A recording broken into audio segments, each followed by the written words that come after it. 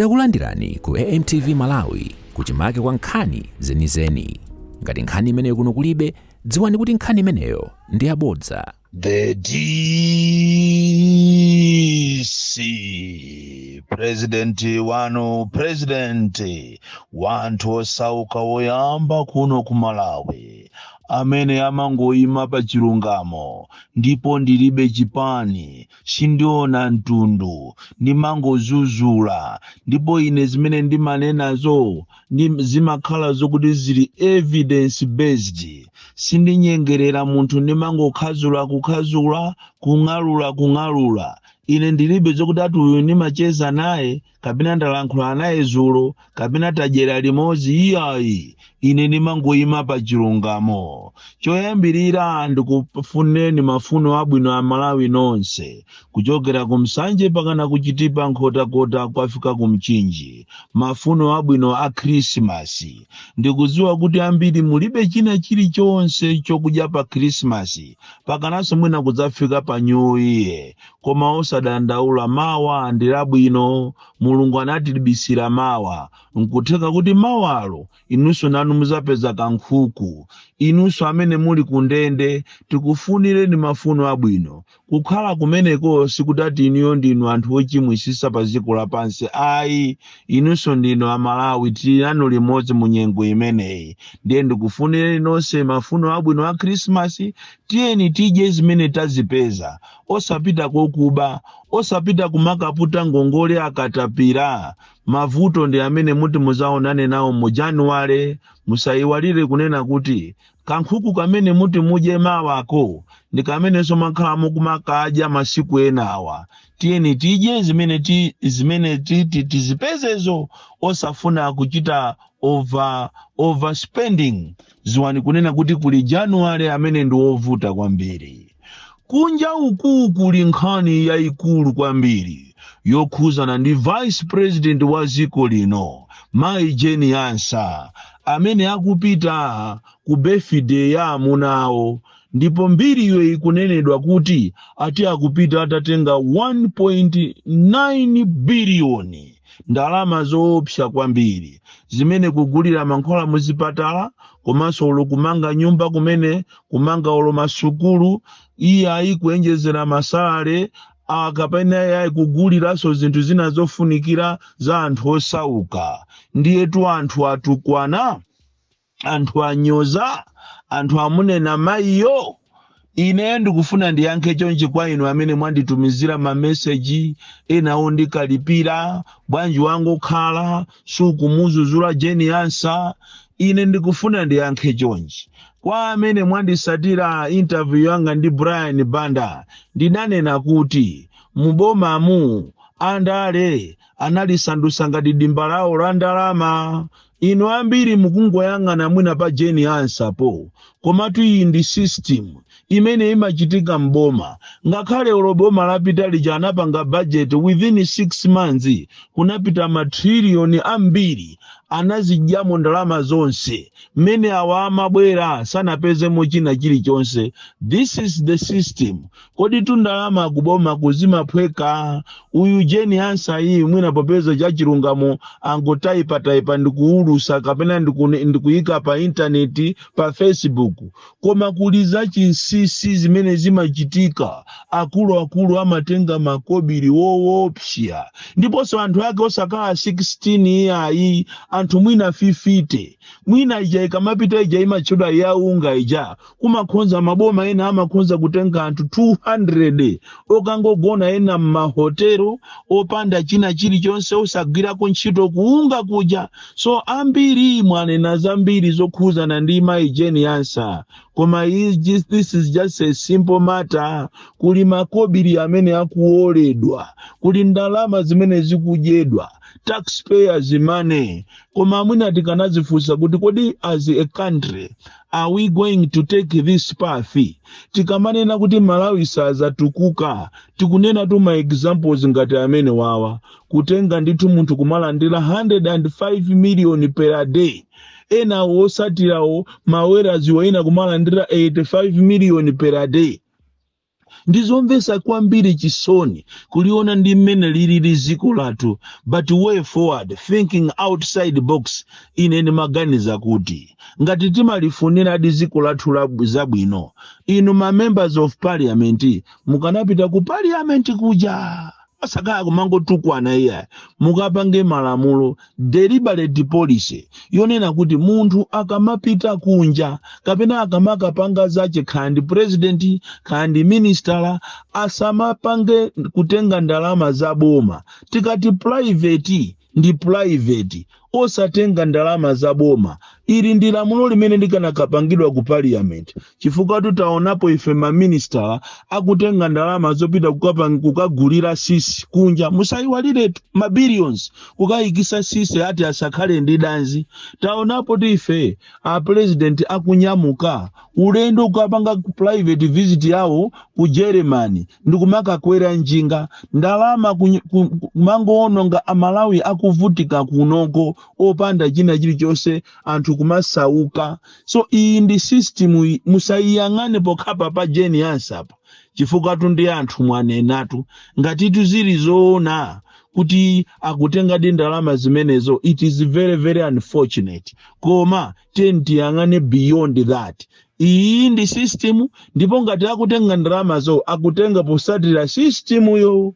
Koma tinene kuti kupita kusogoloku inu ma members of parliament mukanakapanga a deliberate policy kuyika malamulo onena kuti aliyense amene akukapanga private visit, fochetu private visit yoto anthu amayenda amapanga zawo, ndipo iwo aso akuyenera anyamuke di mai jeni ansawo apite ku birthday ya amunawo. Kodi mukanakhala inu simukanapita? Musazipwekese tu lero ya kodi akanakhala awo sakanapita?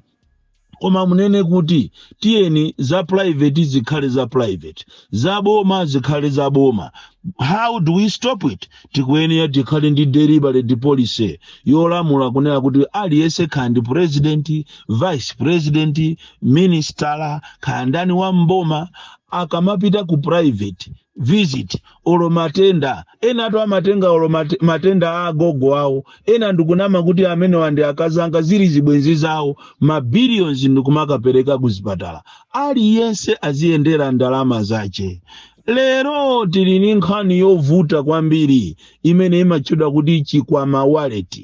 Imene ndi trick imene anthu akuberedwa kuno ku Malawi, koma tisanapite kumeneko kukuti tikalankhule ma tricks amene akuchitika ndi anthu okuba, anthu amene akuberedwa oina wosauka koma kufuna kuti ati achulukisire ndalama. Ndiye chikwama wallet yo ndi trick yoberedwa ndalama imene anthu okuba azatenge mwandionera pati akumapusisa anthu kumanena kuti tikupangirani ndalama bola mupange zakuti. Koma tisanafike kumene kuti ntilowe pa zomba maka kuzomba uko tikamafika pa DC ndikumalowera kunsika uko kuli zimene zikuchitika za chinyengo nkhani ya sugar. Ndipo uthenga umene ukuyenera kuti upite ku Irovo Sugar kunena kuti distributor wa sugar muzomba akupanga zinthu za chinyengo.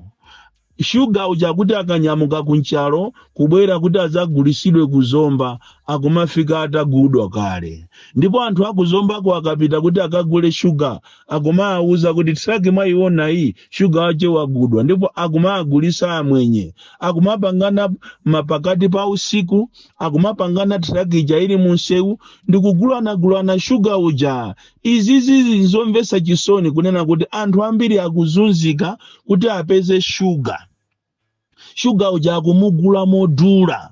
Sugar wa Malawi momuno kumakhala ngati siku Malawi konkuno chifukwa cha chinyengo chimene chikuchitika ndi akulu ena maka ma distributor. Andi nkhani imene sili kuzomba kokha, ili mwambiri imene ikuchitikira ndithu kumagulisa sugar mwachinyengo, anthu kumalephera kumamugula sugar uja kumaoneka ngati si a Malawi. Choncho inu a Irovo mukuyenera mudziwe kunena kuti distributor wanu wakuzomba musite ya zomba akupanga za chinyengo kwambiri kugulisa sugar, kugulisa kwa amwenye anthu akuzunzika. kuzomba konko kumene sokuli mavuto ena afetereza, kumene munthu kuti ufuna ugule fetereza akumakuuza kuti uyikepo 20,000. Kodi tunkhani imene ya fetereza ine nkhani yomvesa chisoni kwambiri. Panayenera kuti aboma mpange machawi, so ngakhale nkhani imene takhala kunena kuti kuchitika madera osiyana-siyana, komanso kuzomba kwa chikandako iliko, madera ambiri iliko nkhani imeneyi, mafumu, anthu aku agriculture, aku adisi, akupanga zinthu za chinyengo, ndipo munthu osauka akunkera-kerabe kusauka. Lero nkhani yathu yayikulu ndi chenjezo kwa inu anthu nonse okhala m'Malawi muno komanso okhala ku South Africa. Kunja kuno kuli madobadoba amene amakuimbira foni ndikukuuza kuti ife timapanga za chikwama wallet ndipo timachulukisa ndalama, koma mukafuna kuti mukhale ndi ndalama makamaka nyengo imene ya Christmas, kwa inu amene mukupita ku Malawi komanso mwina Malawi muno mutipase ndalama mwina 10 million. Ife mukatipasa 10 million tikupangirani 90 million. Mukatipasa 10 million tikupangirani 50 million. Mukatipasa 20 million tikupangirani mwina 150 million. Iyi ndiye ndi system imene ikupangidwa ndi anthu okuba, ndipo ali ndi anthu awo amene amatisoka kukhala kuti ukukambirana nawo, enanso amaza kuimbira ndikunena kuti munthu amene ujali ni munthu wachilungamo, ndipo kwawo ndi kumuloza kumulanje, iye kwawo ndi kumangochi, iye kwawo ndi kuje ni kumachinga, kwawo ndi kuzomba, iye amakhala padeza, ndipo ineyo anandipangirapo ndalama kuti ukapa ndikupita kukatenga, ndiye amakuimbira anthu aja mafoni mwandiri panopa ndili pa Nyamapanda, iye panopa ndafika pa Mwanza, ndipo ndakumana naye wandipasa ndalama zanga musamukayikire amene mpaseni. Ndipo anthu akuberedwa kwambiri makamaka inu amene mukukhala muziko la ku South Africa, amene ndikufuna ndikuyendereni posachedwa pompano kuti ndizacheze nanu anthu aku South Africa, chifukwa ngati kuli anthu amene ali pa mavuto opsya ndi anthu aku South Africa. Koma tosungaone minister atapita kukacheza. Ayi, olo nena ambassador amene kwaitana anthu okuti amve mavuto awo, olo kuti anthu aku South Africa okupita ku office ya Malawi kuti akaike madandaulo awo, samaonedwa ngati anthu akuzunzika kumayimba mafoni kupempha chithandizo kuchokera kuno ku Malawi kuti athandizidwe mwina anyamuke kwa zibwera. Izizi ndizomvesa chisoni. So anthu amene wa ku South Africa ambiri wao ni ma victims za anthu achikwama wallet, akumaberedwa kwambiri. Chenjezo kwa inu anthu aku South Africa, musakhulupirire. Ndipo nthawi zina amakhoza kukuimbirani foni ndikumakuuza nikunena kuti lankhulani ndi agogo angawa, ndiye alitu yemweyo tu abakhala ndi foni ina pambali, basi amanena kuti lankhulani ndi agogo angawa, amakhala kumu ujeni mfupi ndi Mozambiki, kapena iye amakhala ku Kilimanjaro, iwo ndi mzimu, ndi agogo ajama zalankhula kuna kuti muli bwanji, nonzukulu wanga wandiuza kunena kuti mukufuna ndalama. Ayi, ndalama mukhulupirireni amene tipanga, ine simungaonane nane, nimakhala ndili mfupi mwa Mozambiki kapena ku Kilimanjaro. Nthawi zinanso amakhoza kukutengerani kunyanja ija ya Lake Malawi ija, kapena iyayi Victoria Falls, kapena iyayi ku Durban kujako, kuja ku Indian Ocean kuja kukutengerani kumeneko ndikumaka kuonesani kumeneko atakupangani chiphamaso iniyo, basi ndikumaona azungu atatuluka mu nyanja mujamo ndikumanena kuti mizimu yalola ndiye kuti tikupangirani ndalama. Mukuyenera musamale kwambiri akuluakulu, mukuyenera musamale anthu ino amene muli kunja kuno kuli anthu okuba. Ena amapita pa Facebook paja ndikukayikapo nkhope ngati ya Bushiri, Mere Bushiri, Mai Gertrude Mutalika amene Chihana, ndikumanena kuti ine ndine Chihana amene akufuna kuti ndimuthandize achitekaye deposit 250 kapena iya 5,000 kwacha ya ujeni ya registration. Komanso aliyese nde kuti mapeto yake tikoza kumpasa 1 million kapena iya mukhoza kulandira 2 million. Inu zoona mene alili Bushiri ujayo angamamuitanise munthu 5,000 mene alili mayi Gertrude Mutharikaja angamayitanise kwa iweyo 2,500 mene alili Chihana uja angazuke ndithu mmafolo kolokondo kumanena kuti tazukani tione amene wazuka tiye tapangani like. Ndizoona amalawi pena paje kuberedwa kwina timachita kufuna tiye tiziganiza mwansanga kuti ndithu Mutharika uja angayipeze nthawi yopita pa Facebook basi ndikumakacheza ndi anthu. Zoona olomene alili Lazarus Chakwera uja kumanena kuti amalawi natuluka mboma koma tiye tizicheza amene akufuna kuti timutumizire 5,000 timutumizire amene 100,000 kapena 200,000 pangani like nde mutumize ku nambala iyi 10,000 zingatheke zimene zozo.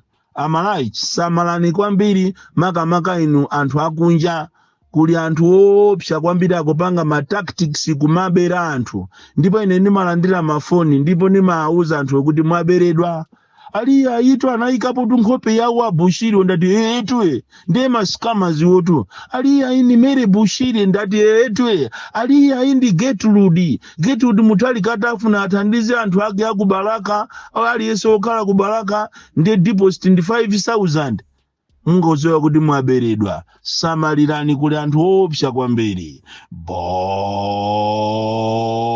Bon Klindo the DC mwana woopsa kwambiri, the most deadly and dangerous child from Njeza village TA Mabuka box 76 Mulanje Malawi Southern Africa.